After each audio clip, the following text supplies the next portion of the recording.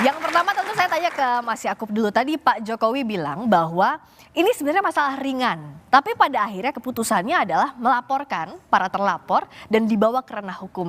Kenapa ini begitu mengusik Mas Yakub? Dan kenapa ini yang dipilih?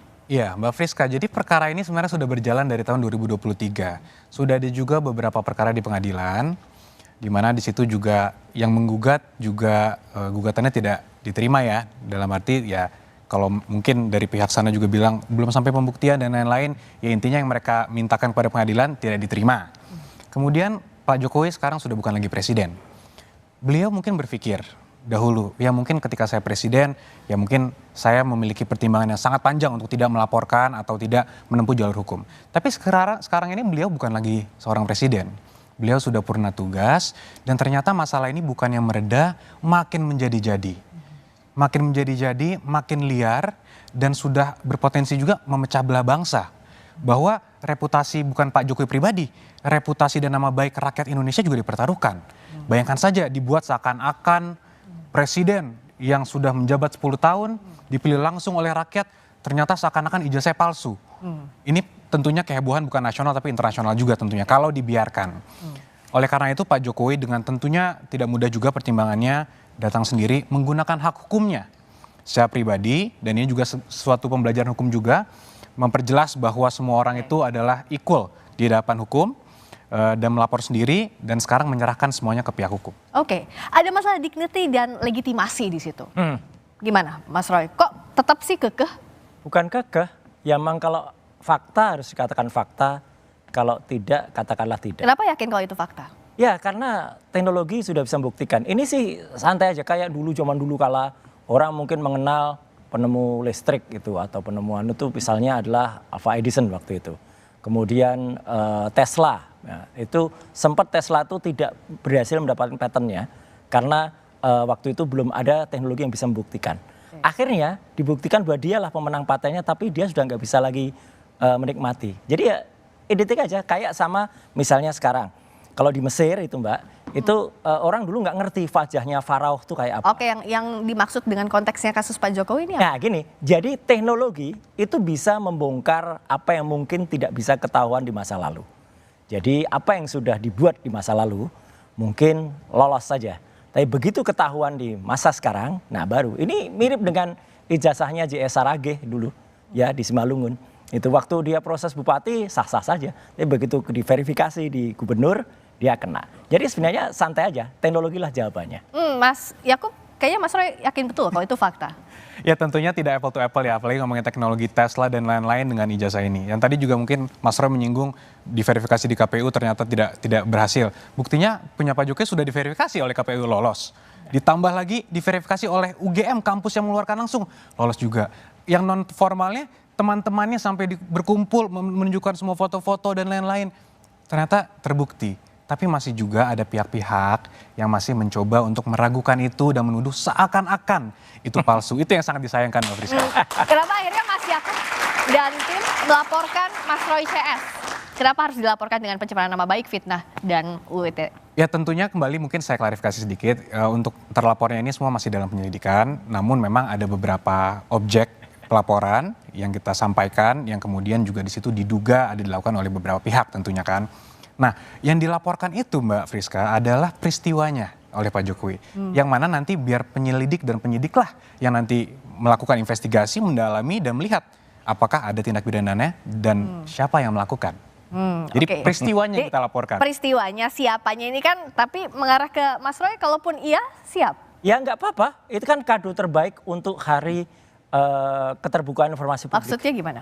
Tanggal 30 April kemarin itu kan sebenarnya hari keterbukaan informasi publik ya gitu 30 April dan itu hari yang ke-17 dihadiahi oleh mantan presiden orang yang tidak mau membuka keterbukaan informasi publiknya. Itu kan kado yang sangat bagus sekali. Tapi kalau masuk ke ranah hukum konsekuensinya hukum juga loh. Oh iyalah, nggak ada masalah. Kita kan bicara dari sisi ini judulnya apakah akademis atau politis ya kan.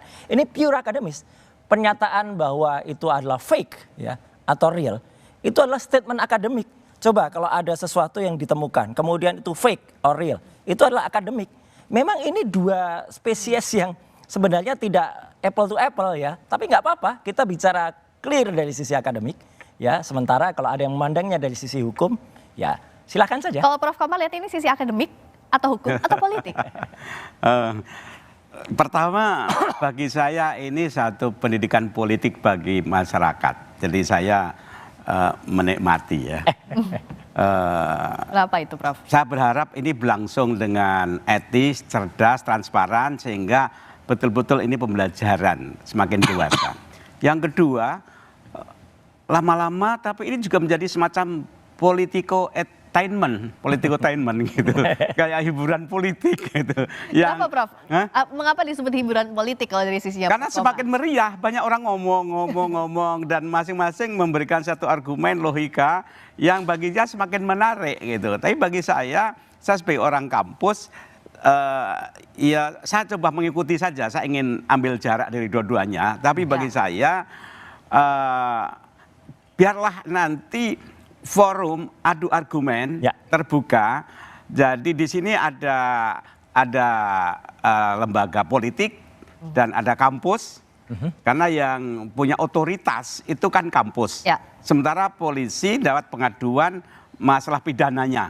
Nah ini kan menarik, ini dua isu yang berbeda. Masalah pidana dan masalah keaslian. Saya bayangkan dua institusi itu nanti kerjasama ya untuk menjelaskan.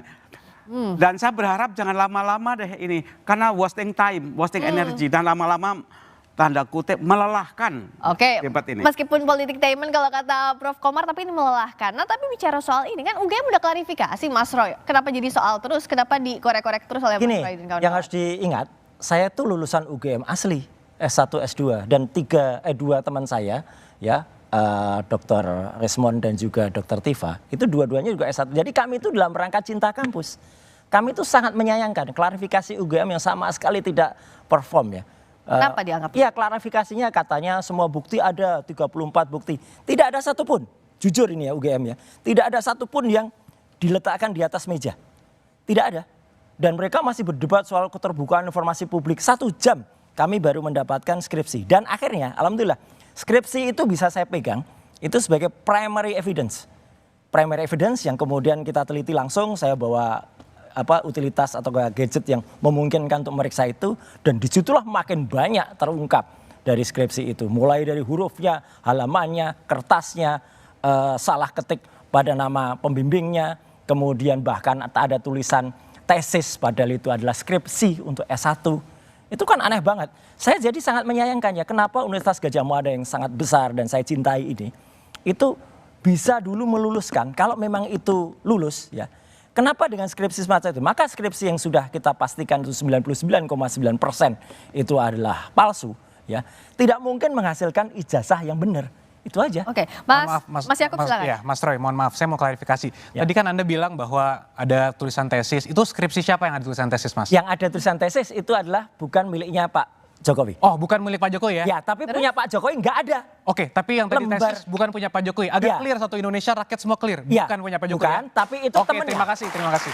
Temennya yang diaku-aku, katanya ada lembar pengesahan. Lebih parah lagi punya Pak Jokowi. Karena punya Pak Jokowi nggak ada lembar pengujiannya. Ya, itu kan versi Anda, Mas. Enggak. Ya, mari kita lihat nanti kan. Ya. Mari kita lihat. Oke, tapi yang dipunya Pak Jokowi apa? Soal ini, bisa kan dijamin misalnya tadi keabsahan soal skripsi ijazah, Pak Jokowi punya buktinya dan siap untuk ini? Tentu, kalau semua bukti kan pasti sebelum kita melapor, Mbak, pasti sudah kita kumpulkan, kita susun dengan baik, baru kita laporkan semua. Tapi kan kita hormati proses peradilan yang ada, proses investigasi yang dilakukan penyidik kita hormati, sehingga nanti kalau dibutuhkan di penyidikan maupun di persidangan tentu akan kita berikan. Ya, harus. Oke, dan itu siap dibawa ke ranah hukum. Dua-duanya kayak pede banget nih antara Mas Yakub sama Mas harus dibawa, sebelum ke hukum kan secara ilmiah harus diuji dulu. Iya kan? Jadi yang membilang kalau itu adalah asli, ya aslinya kayak apa? Yang kita pegang itu yang katanya asli miliknya Pak Jokowi, nggak ada tanda tangannya. Kok nggak ada lembar pengujiannya? Kok bisa lulus? Yang juga jadi pertanyaan, kok masih diragukan keaslian padahal ini kan sudah diverifikasi oleh KPU. Pak Jokowi udah jadi dari mulai wali kota, gubernur, dan juga pilpres. Tapi jawabnya usai jeda ya Mas Ilham, tetap di luar.